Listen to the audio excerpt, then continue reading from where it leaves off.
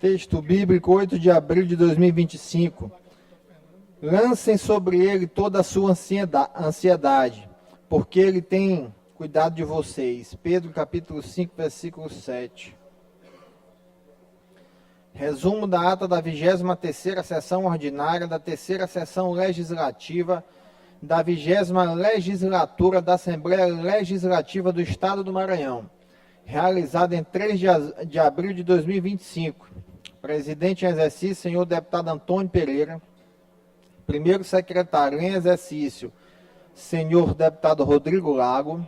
Segundo secretário em exercício, senhor deputado Wellington do Curso.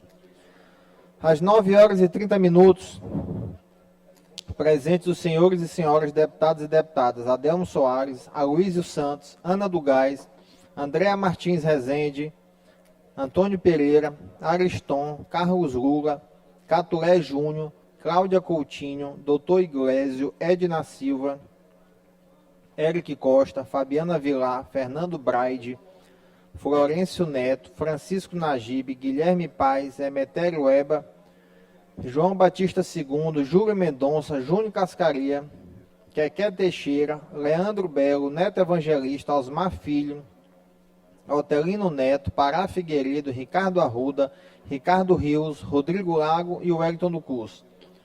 Ausentes os senhores e senhoras, deputados e deputadas Arnaldo Melo, Cláudio Cunha, Daniela, Davi Brandão, Doutora Viviane, Glaubert Coutrin, Iracema Vale em missão oficial, Janaína, Júnior França, Mical Damasceno e Solange Almeida.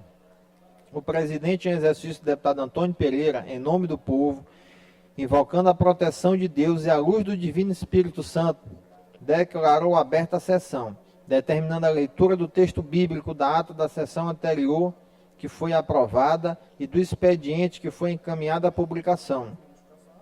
No horário destinado ao pequeno expediente, concedeu a palavra aos deputados Carlos Lula, Otelino Neto, Júlio Mendonça, Leandro Belo, Adelmo Soares, Wellington do Curso e Neto Evangelista.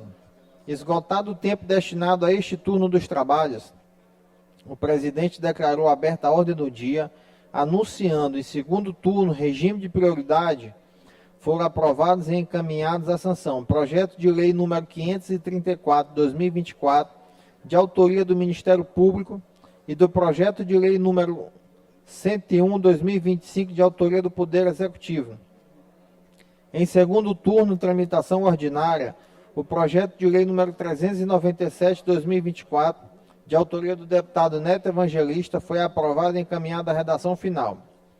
Em segundo turno, tramitação ordinária, o projeto de lei número 364/2024, de autoria do deputado Neto Evangelista, foi aprovado e encaminhado à sanção. Em segundo turno, tramitação ordinária, o projeto de lei número 191/2024, de autoria do deputado Neto Evangelista, foi aprovado e encaminhado à redação final. Em primeiro e segundo turnos, tramitação de urgência, o projeto de lei número 365/2024, de autoria da deputada Andréa Martins Rezende, foi aprovado e encaminhado à sanção. Em segundo turno, tramitação ordinária, foram aprovados e encaminhados à promulgação os projetos de resolução legislativa números 29, 88 e 116 de 2024, de autoria do deputado Neto Evangelista, o projeto de resolução legislativa número 4 de 2025, de autoria do deputado Júnior Cascaria, e os projetos de resolução legislativa número 6 e 7 de 2025, de autoria do deputado Aloysio Santos. Em segundo turno, tramitação ordinária, o projeto de resolução legislativa número 124 de 2024, de autoria do deputado Aloysio Santos, foi aprovado e encaminhado à promulgação, recebendo subscrição do deputado Carlos Lula. Em primeiro turno, tramitação ordinária, o projeto de lei número 471 de 2024, de autoria do deputado Leandro Belo, foi aprovado e encaminhado ao segundo turno. Em primeiro turno, tramitação ordinária, foram aprovados e encaminhados ao segundo turno os projetos de resolução legislativa número 71 e 132 de 2024, de autoria do deputado Neto Evangelista. O projeto de resolução legislativa número 11 de 2025, de autoria da deputada doutora Viviane, o projeto de resolução legislativa número 16 de 2025, de autoria do deputado Arnaldo Melo, foram transferidos para a próxima sessão devido à ausência dos respectivos autores.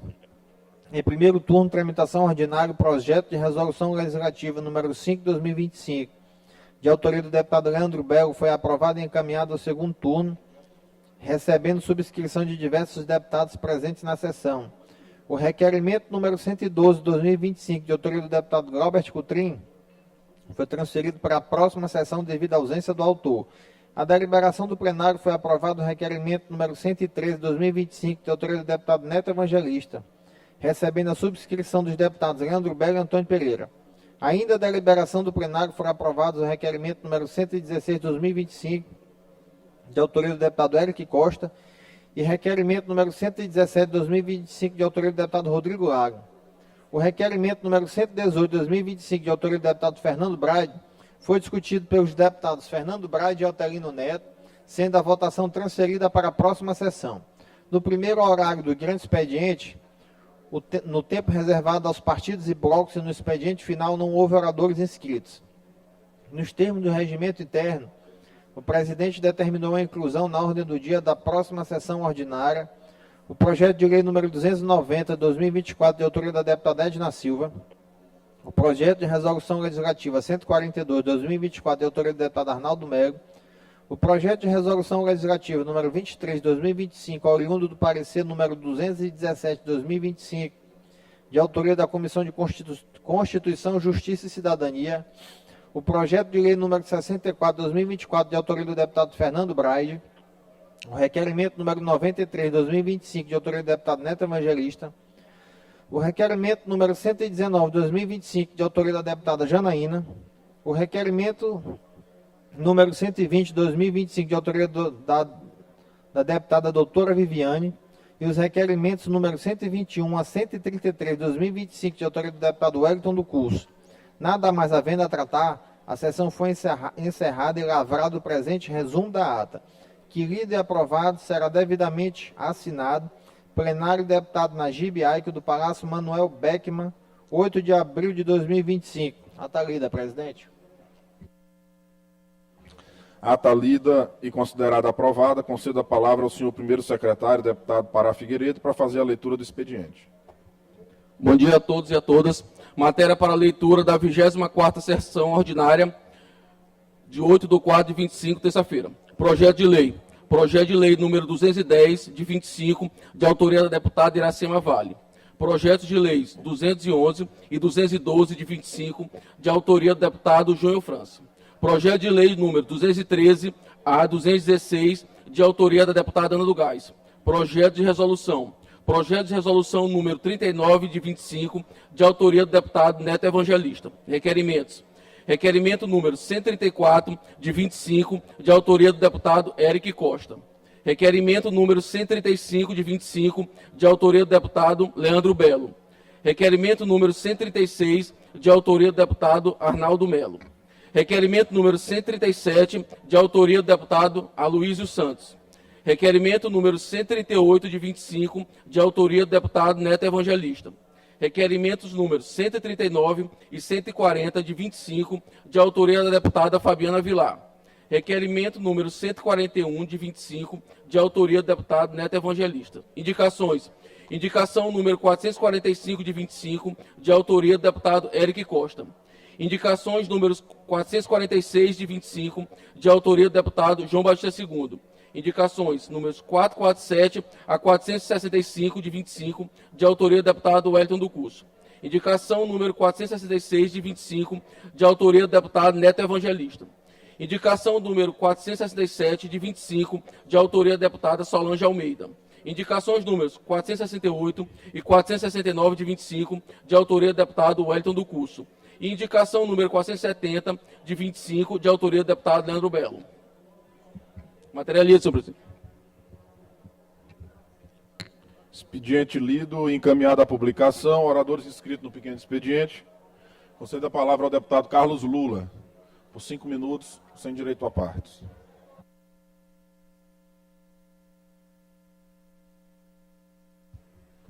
Dez horas e 3 minutos, sessão ordinária iniciada, já foi lida a ata da sessão anterior e também o expediente. E agora aberto para os pronunciamentos. O tempo foi...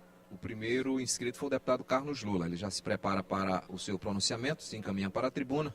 Nesse instante, o painel da Casa registra a presença de 17 parlamentares, do total de 42 assentos, com ausência de 25. Deputado Carlos Lula, na tribuna. Excelentíssimo senhor presidente, senhores deputados, senhoras deputadas, queria subir essa tribuna, senhor presidente, hoje, para falar de uma data que celebramos no dia de ontem. 7 de abril é o Dia Mundial da Saúde, uma data simbólica instituída pela Organização Mundial de Saúde para nos lembrar que saúde não é privilégio, é direito de todos e dever do Estado, nos termos em que está expresso no texto da Constituição de 88. Neste ano, o tema escolhido pela OMS foi claro e direto. My Health, My Right, ou, no português, minha saúde, meu direito. Esse lema nos obriga a refletir com seriedade sobre as desigualdades que ainda marcam o acesso à saúde em nosso país, especialmente em regiões mais vulneráveis, como é o interior profundo do nosso Maranhão. Como ex-secretário de Saúde, eu sei bem o quanto o SUS representa uma conquista civilizatória. É ele que garante vacina, atendimento, prevenção e cuidado. Da criança à pessoa idosa, da comunidade quilombola ao trabalhador urbano. O Sistema Único de Saúde, eu posso dizer com todas as letras, é o maior instrumento de justiça social que o Brasil já construiu. Por isso eu faço hoje um apelo à nossa população. Apelo esse já feito pelos mais diversos gestores de saúde do nosso país. Procurem os postos de saúde e tomem a vacina contra a gripe. A campanha nacional já começou, organizada pelo Ministério da Saúde, e é fundamental para que possamos proteger os grupos mais vulneráveis, gestantes, idosos, crianças, trabalhadores da saúde. A vacina é segura, ela é gratuita e ela salva vidas. Vacinar-se é um ato de responsabilidade coletiva, é um compromisso com a vida do outro, mas é também uma afirmação de confiança na ciência e nas instituições públicas que construíram com esforço o maior sistema público de saúde do mundo. Nesse momento em que a OMS é alvo de ataques negacionistas, é preciso dizer, inclusive por parte de grandes potências mundiais, a exemplo dos Estados Unidos, infelizmente, a gente precisa reafirmar o nosso compromisso com o multilateralismo, com a cooperação internacional e com a defesa intransigente da ciência. É preciso defender o legado da OMS. É preciso defender o legado da ONU. É preciso defender o que a gente demorou décadas para poder construir. Não há espaço para retrocesso. Não há soberania sem saúde e não há democracia sem direitos. Não há direitos sem fortalecer o SUS. Esse Dia Mundial da Saúde ela não pode ser apenas uma data no calendário, mas uma chamada à atenção. Por mais equidade, por mais prevenção, por mais respeito à vida. E por que não dizer, por mais respeito à ciência. Eu quero dizer, portanto, viva nossos gestores, viva a ciência, viva o SUS. Muito obrigado.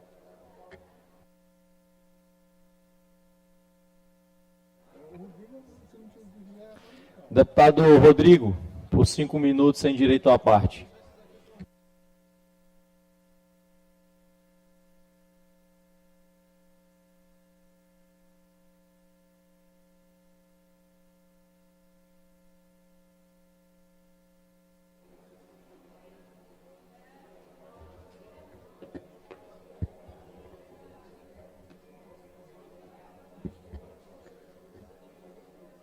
Senhor presidente, senhores deputados, senhoras deputadas, membros da imprensa, pessoas que nos acompanham pelos canais da TV Assembleia.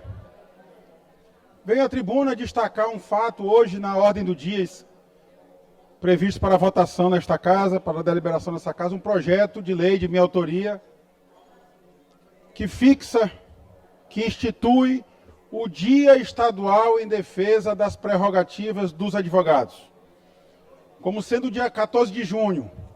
E ainda nesta lei, a determinação para que o poder público promova ampla divulgação da Lei Estadual 12.933 de 2024, que trata exatamente do mecanismo criado em um projeto de lei de minha autoria para a defesa das prerrogativas dos advogados. O que diz essa lei? Todos os locais de repartições públicas em que devam funcionar um advogado ou advogada, deverá constar no mural o rol de prerrogativas dos advogados e também as informações dos canais de ouvidoria do poder público, para que o advogado que tiver a sua prerrogativa desrespeitada possa não apenas mostrar ao servidor que aquilo é uma prerrogativa prevista em lei federal e, portanto, deve ser observada, como também, se insistir na desobediência à lei federal, no descumprimento das prerrogativas da advocacia, aquele servidor poderá responder um processo administrativo disciplinar.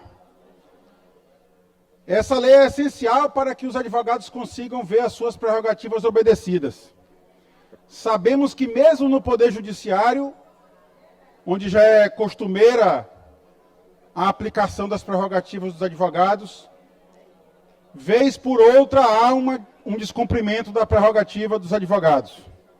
Especialmente também no Poder Executivo, onde quase nunca são observadas as prerrogativas da advocacia. E reitero o discurso que fiz quando da aprovação dessa lei nessa casa. A prerrogativa não é apenas do advogado, mas do cidadão, que tem o direito fundamental de se ver defendido por um advogado habilitado, com todas as prerrogativas profissionais a ele inerentes, como decorrência do princípio da ampla defesa e do contraditório. Portanto, a importância desse projeto, dessa lei, agora já em vigor, que tive a honra de ser o vice-presidente desta casa na oportunidade que promulgou a lei. A lei foi elaborada por um advogado, foi aprovada pelo plenário dessa casa, e eu tive a honra depois de promulgar esta lei também na condição de advogado, naquela época, advogado licenciado, mas é uma lei importantíssima para a advocacia. E eu pretendo hoje, com esse projeto que está incluído na ordem do dia, que seja instituído dia 14 de junho como Dia Estadual em Defesa das Prerrogativas. Foi exatamente neste dia, no ano passado, que esta lei foi promulgada, ou seja, vai completar um ano daqui a 2 meses. E eu pretendo instituir esse dia e pretendo, até o dia 14 de junho, já estar visitando as repartições públicas e ver essa lei sendo observada, sendo cumprida. Tive uma agenda na semana passada com o secretário Murilo Andrade, da Secretaria de Administração Penitenciária, e ele se prontificou a cumprir esta lei em todas as unidades penitenciárias do nosso Estado. Terei uma visita em breve à Secretaria de Estado da Administração. Sabemos que há muitos processos que tramitam por lá, seja de servidores, de aposentados e pensionistas, seja também de pessoas contra a administração pública, e que muitas das vezes o advogado por lá chega e não vê observada nem mesmo aquela garantia elementar, aquela prerrogativa elementar que é ter acesso ao processo administrativo. Às vezes o Estado trata o processo administrativo como se fosse um processo secreto e não é. É um processo público e mesmo que sigiloso, o advogado da parte tem direito a ter acesso aos autos. Portanto, eu peço a aprovação hoje desta casa a esse projeto de lei e destaco isso, que dentro dos próximos 2 meses estarei visitando as repartições públicas para que essa lei seja efetivamente cumprida e as prerrogativas da advocacia sejam respeitadas. Muito obrigado, presidente.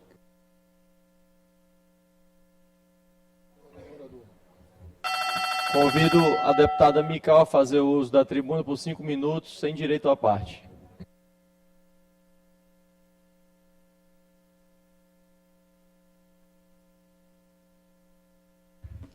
Dez horas e 13 minutos, você acompanha ao vivo, direto do plenário, o deputado Najib Ai, com a sessão ordinária nessa manhã de terça-feira na Assembleia Legislativa do Estado do Maranhão.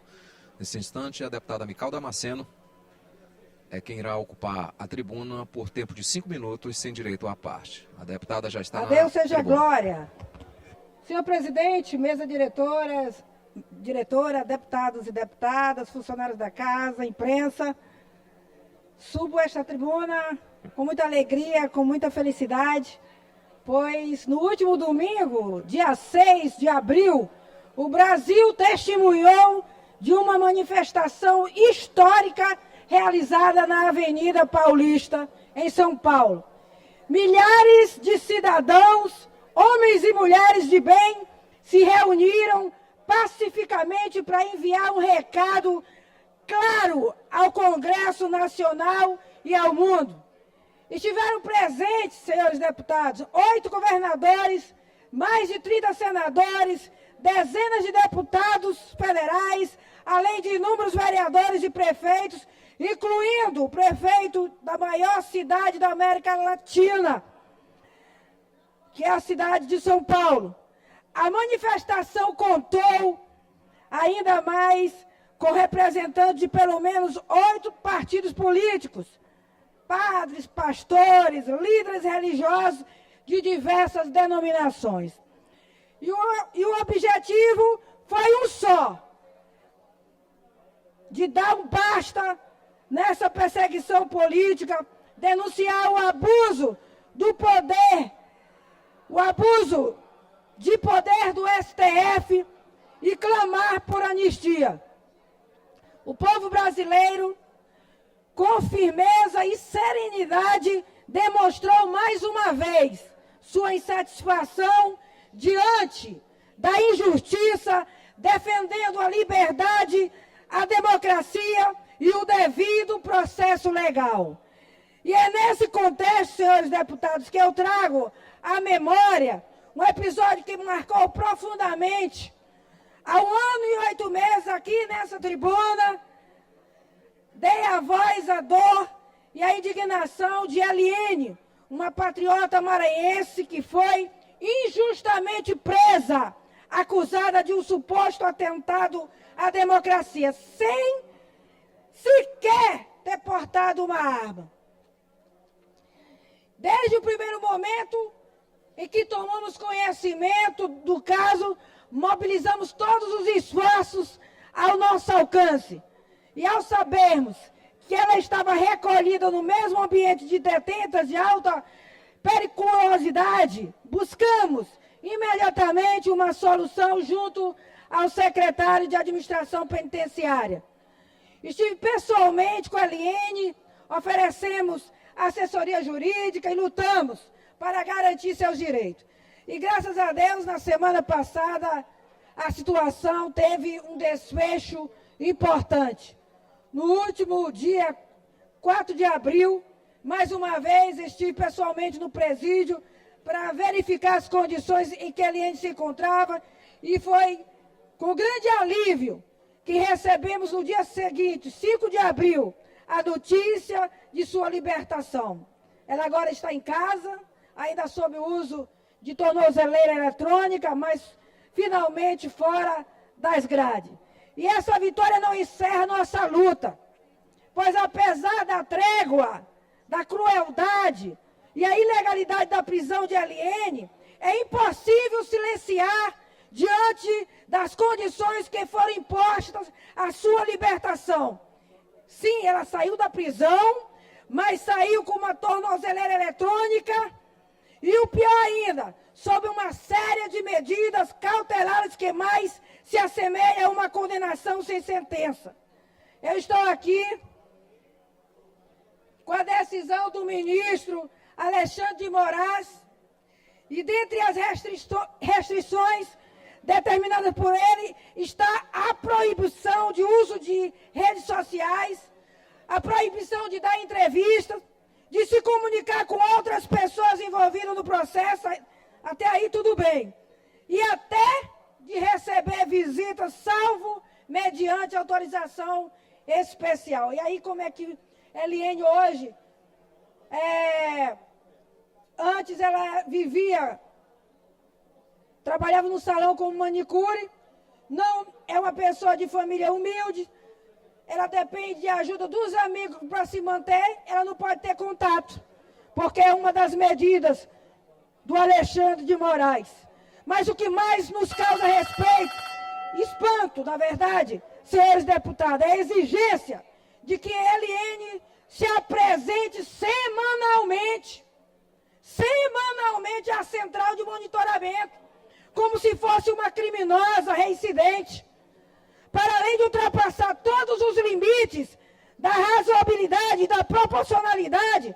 Tal decisão manifesta-se como verdadeiro fardo sobre os ombros de uma mulher que sequer foi julgada. Agora, uma pessoa que precisa ser levada para toda semana, como é que ela vai fazer se ela não trabalha? Se ela não pode ter contato com os amigos para ajudar? Eu não compreendo isso. Então, longe de decisões neutras e imparciais, o que vemos hoje é um projeto de desumanização promovido pela esquerda, o STF e grande parte da imprensa que buscam, em qualquer custo, transformar os conservadores de direita em inimigos do Estado.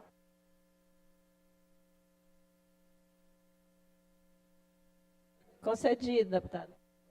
Eles insistem em demonstrar ódio e insensibilidade em relação aos presos do 8 de janeiro, tentando equiparar os manifestantes daquele dia a guerrilheiros armados do regime militar ou vândalos com histórico de violência, em uma verdadeira distorção da realidade. LN estava o quê? Com a mochila nas costas e com caneta, com lápis e caneta na mão e um caderno. Essa que era a arma de LN Amorim. Por isso, seguirei firme, lutando pela anistia daqueles que hoje são vítimas do autoritarismo e da distorção do devido processo legal, aguardando com fé e coragem o fim de tantas injustiças.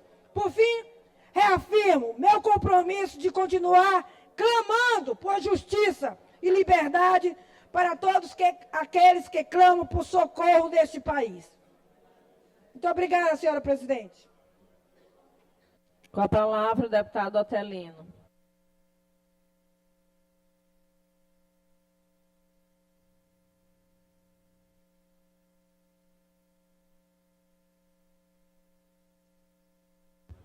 Dez horas e 21 minutos, você continua acompanhando a sessão ordinária na Assembleia Legislativa. Estamos no tempo do pequeno expediente. Nesse instante, o painel da Casa registra a presença de 25 parlamentares, ausência de 17, do total de 42 assentos no Parlamento Estadual Maranhense. O próximo orador é o deputado Otelino Neto, ele já se encaminha, está na mesa diretora, para conversa com o Braulio Martins, que é o diretor-geral da mesa diretora, né? O deputado Otelino já se encaminha agora sim para a tribuna. Deputado Otelino Neto, do Solidariedade.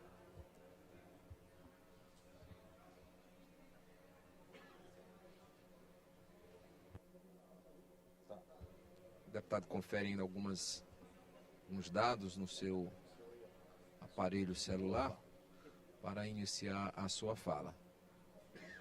Mas já está na tribuna. Senhora presidente, senhores deputados, senhoras deputadas, há algum tempo já tem sido notícia recorrente, não só na imprensa, como nas redes sociais, um apelo quase que desesperado de estudantes, de crianças, adolescentes, pais, lá da cidade de Viana, com relação à escola estadual, que não cabe os alunos todos e está em condições precárias de funcionamento. Na semana passada, houve, inclusive, uma manifestação de rua, manifestação pacífica, deputado Leandro, mas muito veemente, dos pais, das crianças, dos adolescentes, pedindo providências do governo do Estado. Essa manifestação, ela decorreu de muitos pedidos feitos por professores, pelas famílias, para que houvesse uma reforma na escola, para que simplesmente coubesse os estudantes. E aí eu peço aqui à assessoria da mesa que mostre essas imagens, elas são bem emblemáticas. Vejam só, estudante na rua, Brandão, a culpa é sua. Como é que um governador de um estado que recebeu centenas de milhões de reais, deputado Ricardo Rios, além das transferências constitucionais para o Fundeb, recebeu centenas de milhões de reais dos precatórios do Fundef, como é que ele não se envergonha olhando essas imagens? Meu filho tem direito à escola. E aí eu peço que passe um pouquinho e pare ali nos prints. Esses prints, houve autorização dos pais, eles devem perceber, pais em articulações. São depoimentos de pais que depois de uma semana das manifestações, depois de 2, 3 anos de tentativa, eles fazem aquelas falas ali. Um diz, uma mãe, meu filho nunca ficou reprovado e agora está bastante ansioso e preocupado, quase entrando em depressão por não ter escola para estudar. Uma situação dessa me deixa bastante preocupada e triste, porque sou mãe e pai. Então, tudo que eu quero é que meu filho tenha um futuro melhor. Já não sei mais nem o que faço, só Deus para nos apoiar. Aí eu peço que passe mais um, por favor. Um desses prints.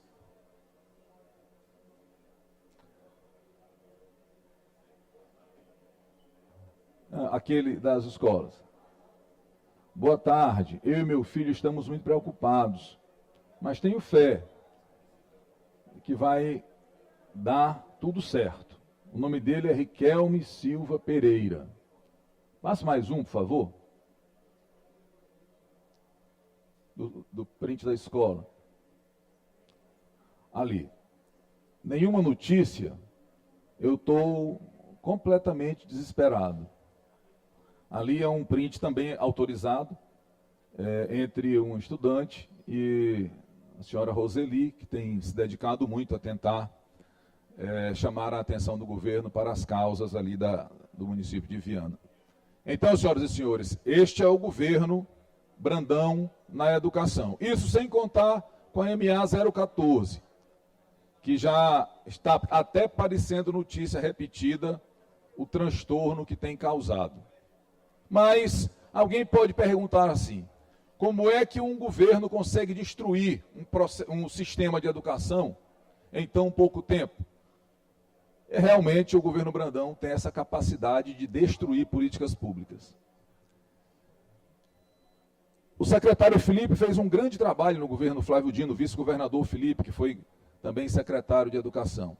Mas como ele queria continuar um trabalho sério e dedicado, o governador o convidou a deixar o cargo. Colocou lá uma senhora chamada Jandira, que eu não a conheço, não tenho nada contra ela, até porque não a conheço. Se eu a vir na rua, não a reconhecerei.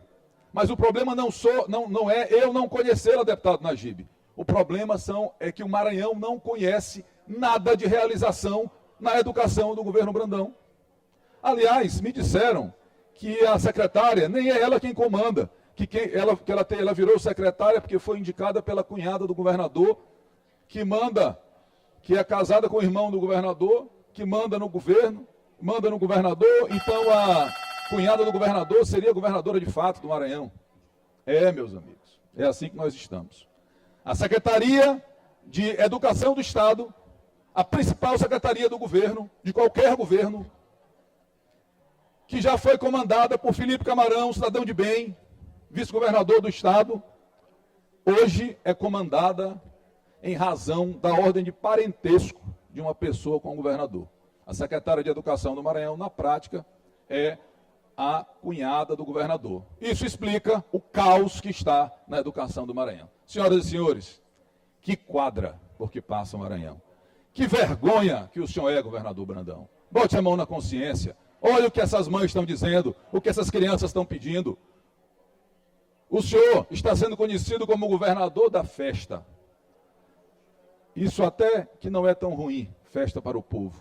Mas o senhor hoje é conhecido como governador do circo, porque nem pão o senhor dá. Enfim, fica essa mensagem, mais esse apelo para que o governador do Maranhão, ele comece a usar esses muitos milhões para recuperar o nosso sistema de educação pública do Estado do Maranhão. Muito obrigado. Com a palavra, o deputado Iglesias.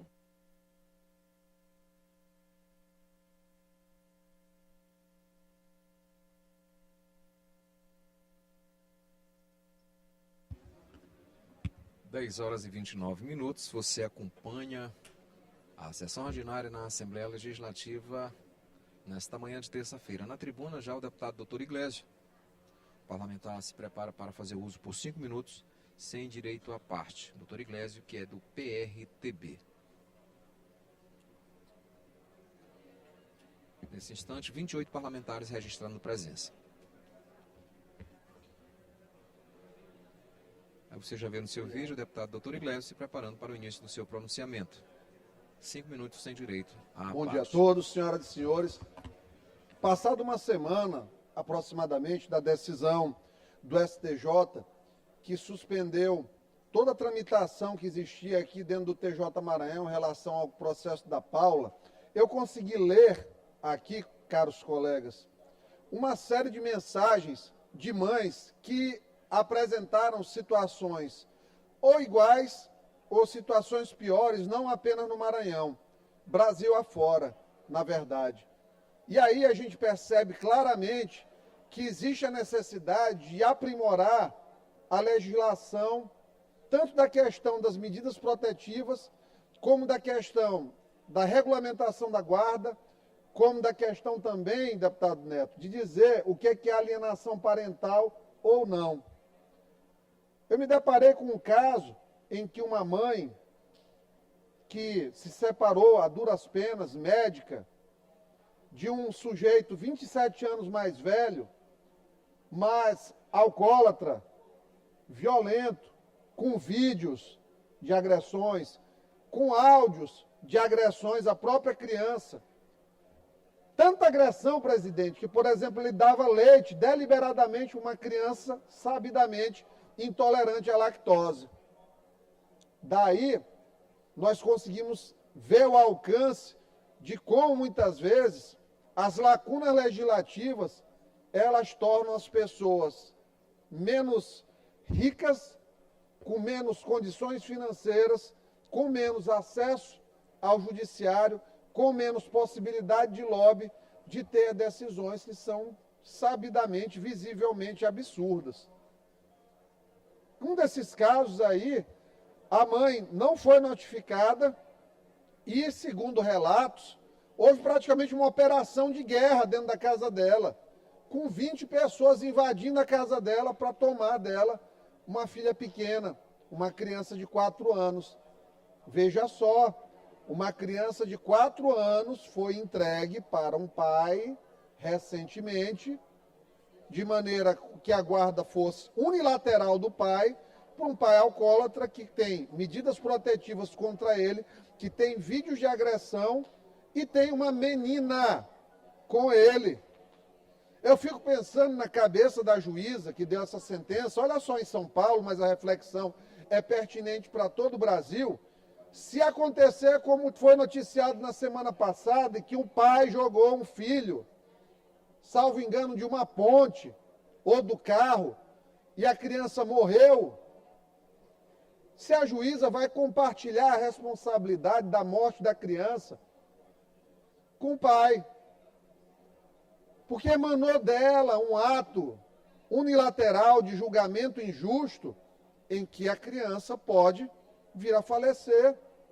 A criança que tem intolerância à lactose pode vir a ter problemas sérios em relação a isso aí. Porque há, sim, infelizmente ainda, homens que punem suas ex-companheiras com maus tratos aos filhos. Porque a gente sabe o quanto dói a dor de um filho ferido, de um filho traumatizado dentro do coração de uma mãe. No coração de um bom pai também dói. A gente não é questionar que a mãe ama mais do que o pai, é um amor diferente. O amor de mãe é um amor protetor, 100% do tempo. O amor de pai, quando ele existe, ele é um amor protetor, mas de orientação também. Então, para a criança, comprovadas as condições mínimas de uma mãe tomar de conta dela, não há o que se discutir numa situação de guarda. é uma guarda compartilhada com a mãe como domicílio preferencial. No caso de um pai alcoólatra, agressor, violento, perigoso, não há o que se falar em guarda compartilhada. É guarda unilateral com a mãe e as visitas do pai são supervisionadas e pronto. Mas, infelizmente, me parece que há necessidade de se aprimorar normativos e jurisprudências para que se deixe mais simples esse processo e que a realização do estudo psicossocial não demore esse período todo e seja realizado no domicílio da criança, principalmente num contexto de violência doméstica. Hoje não tem prazo para o estudo psicossocial. Aqui no Maranhão nós demos entrada numa lei para fazer com que os casos, presidente, de violência doméstica, esse estudo psicossocial ocorra em até 30 dias e que seja preferencialmente como diretriz e não, obviamente, como um poder coercitivo ao judiciário, que se prefira que fique com a mãe nesse período. Mas, óbvio que essa pauta é uma pauta muito mais de Código Civil, de leis associadas e que precisa ser nacionalizada. E para isso, no mês de maio, nós vamos dedicar, no mês das mães, nós vamos dedicar nosso tempo para percorrer gabinetes em Brasília também, para sensibilizar deputados federais e senadores sobre a necessidade de se criar uma discussão ampla acerca disso, para que ao final se tenha um projeto de lei robusto, para que ao final se tenha um projeto de lei robusto e que ele seja, obviamente, votado, aprovado e sancionado e garanta mais proteção à infância, mais proteção ao núcleo familiar da criança, seja com a mãe, de maneira geral, ou alternativamente, em casos muito pouco frequentes, mas existentes, com o pai.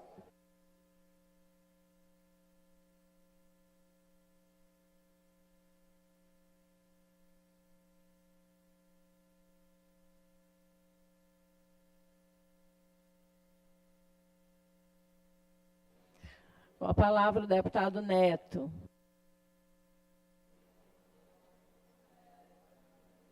Registro e agradeço a presença na galeria dos alunos do curso de Direito da UNDB, acompanhados da professora Tereza Barros. Sejam bem-vindos à Casa do Povo do Maranhão.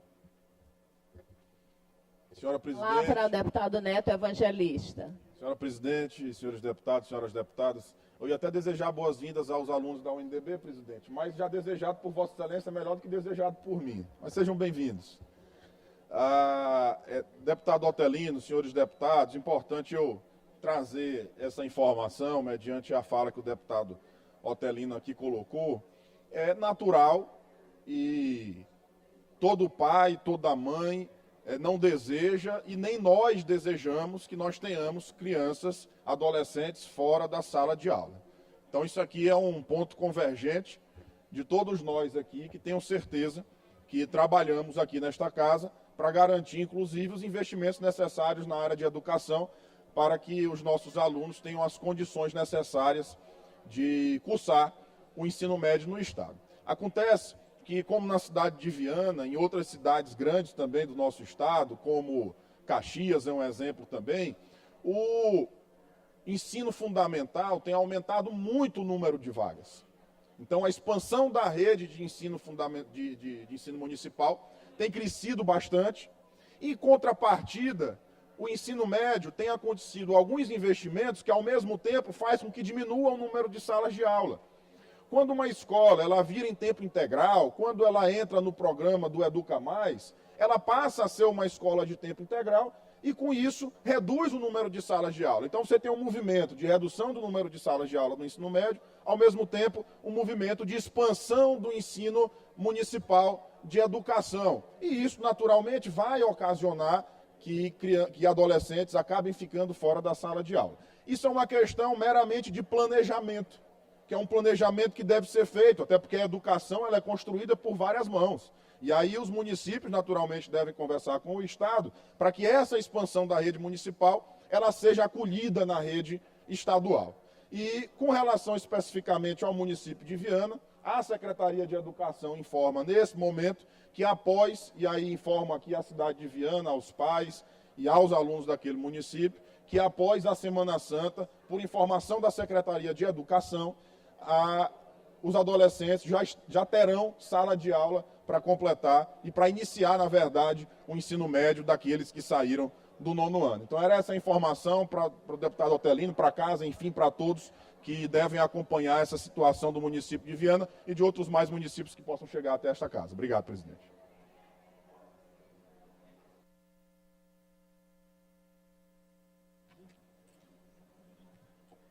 Vamos passar a ordem do dia. Projeto de lei número 290, 2024, de autoria da deputada Edna Silva.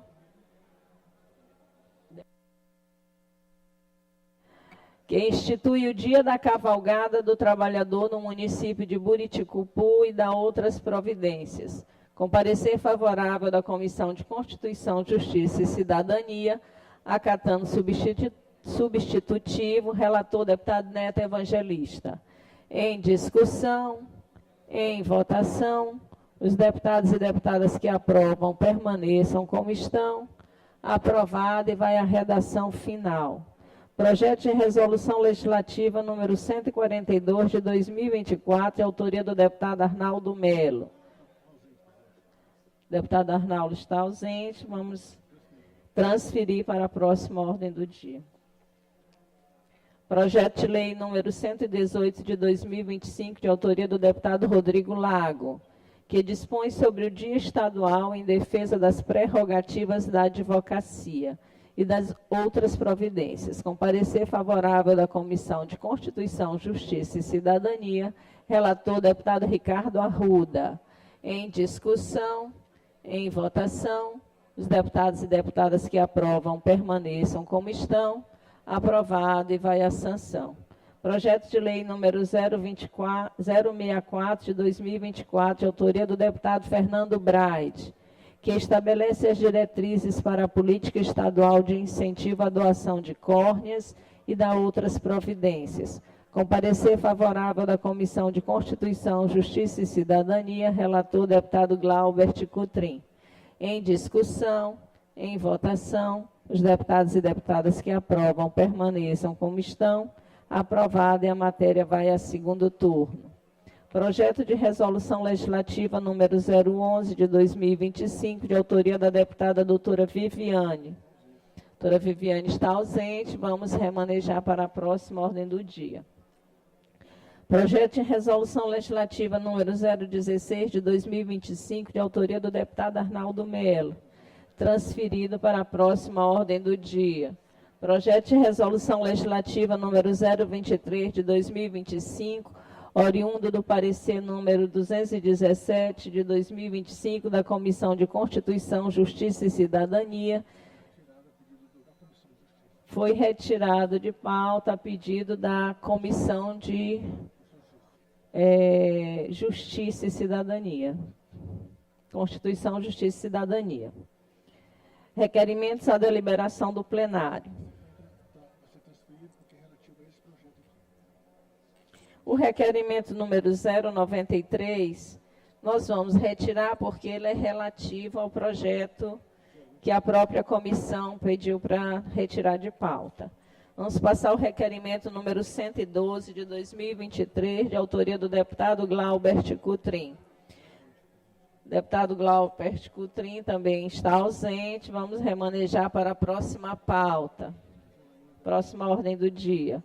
Requerimento número 111 de 2025, de autoria da deputada Janaína. 119, quer dizer. Transferido também. Requerimento número 121 a 133 de 2025, de autoria do deputado Wellington do Curso.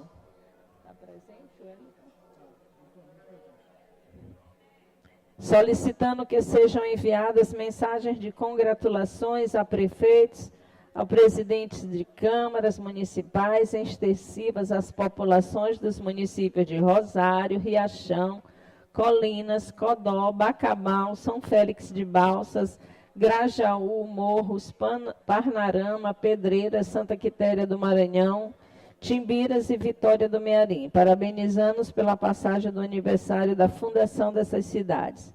Em discussão, Em votação, os deputados e deputadas que aprovam permaneçam como estão. Requerimento aprovado. Requerimento número 120 de 2025, de autoria da deputada doutora Viviane. Doutora Viviane está ausente, nós vamos remanejar para a próxima sessão. Requerimento número 128 de 2025, de autoria do deputado Fernando Braide, solicitando que seja encaminhado expediente ao secretário de Estado da Fazenda do Estado do Maranhão, senhor Marcelo Ribeiro Alves, requisitando informações acerca das medidas adotadas pela Secretaria de Estado da Fazenda para viabilizar a isenção do ICMS sobre os alimentos que compõem a cesta básica do Maranhão. Como vota o nosso primeiro secretário? Pelo indeferimento. Como vota o nosso segundo secretário? Pelo indeferimento, senhor presidente. Requerimento indeferido. Presidente, deputado Fernando Braide aqui, como o requerimento foi indeferido, eu peço recurso ao plenário, por favor. Vou colocar na ordem do dia de amanhã, deputado. Para o grande expediente, nenhum inscrito. No tempo dos blocos parlamentares, nenhum inscrito. Na escala de reserva, nenhum inscrito. Expediente final, nenhum inscrito. Inclusão na ordem do dia de amanhã. Nos termos do regimento interno, determino a inclusão na ordem do dia da sessão ordinária de quarta-feira, 9 de abril de 2025, das seguintes proposições. Projeto de Lei 471 de 2024, de autoria do deputado Leandro Belo. Projeto de Resolução Legislativa número 071 de 2024, de autoria do deputado Neto Evangelista. Projeto de Resolução Legislativa número 132 de 2024, de autoria do deputado Neto Evangelista. Projeto de Resolução Legislativa número 05 de 2025, de autoria do deputado Leandro Belo. Projeto de Resolução Legislativa número 119 de 2024, de autoria da deputada Rosângela Vidal. Projeto de Resolução Legislativa número 120 de 2024, de autoria da deputada Rosângela Vidal. Requerimento número 134 de 2025, de autoria do deputado Eric Costa. Requerimento número 134 e 135, de autoria do deputado Leandro Belo. 134, Eric Costa. 135, Leandro Belo. Requerimento número 136, de autoria do deputado Arnaldo Melo. Requerimento número 137, 2025, de autoria do deputado Aloysio Santos. Requerimento número 138, de 2025, de autoria do deputado Neto Evangelista. Requerimento número 139, de 2025, de autoria da deputada Fabiana Vilar. Requerimento número 140, de autoria da deputada Fabiana Vilar. Nada mais havendo a tratar, declaro encerrada a presente sessão. Agradeço a presença dos estudantes da UNDB conosco. Bom dia a todos.